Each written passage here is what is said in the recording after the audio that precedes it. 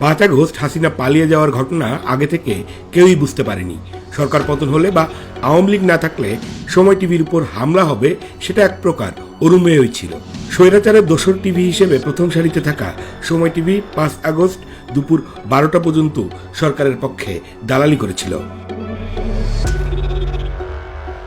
হাসিনা পালিয়ে যাওয়ার খবর প্রচার হওয়ার সাথে সাথে সময় টিভিতে ভাঙচুর চালায় বিক্ষুব্ধ জনগণ। সাময়িক সম্প্রচার বন্ধ হয়ে যায়। হাতে গোনা কয়েকজন ছাড়া অফিসের সবাইকে নিরাপদে পাঠিয়ে দেওয়া হয়। 5 আগস্ট বিকেলের দিকে বিএনপির বহিষ্কৃত যুবদল নেতা রবিউলের লোকজন সময় টিভি পাহারা দিতে থাকে। বড় অঙ্কের চুক্তিতে রবিউল সময় টিভির সুরক্ষা দেওয়ার ইজারা নেয়।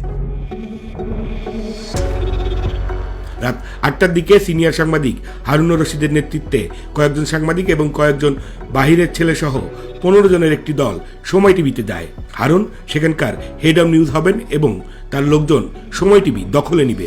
হারুনের সাথে সে সময় সময় টিভির চিফ রিপোর্টার দীপু সারোয়ার সহ ইটিভির কয়েকজন সাংবাদিক উপস্থিত ছিলেন।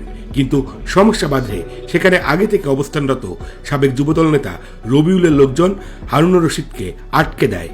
ওই দিন যুবদলের কর্মীরা বিকেল থেকেই সময় টিভির নিচে ব্যারিকেড দিয়ে রেখেছিল। হারুন তার দলবল নিয়ে সময় টিভির ভিতরে যান, পরে সুবিধা করতে না পেরে ফিরে আসেন। হারুনের সাথে সময় টিভি দখলে যাওয়া অন্তত একজন সাংবাদিক করাপশন ইন মিডিয়ার অনেক পুরাতন সোর্স।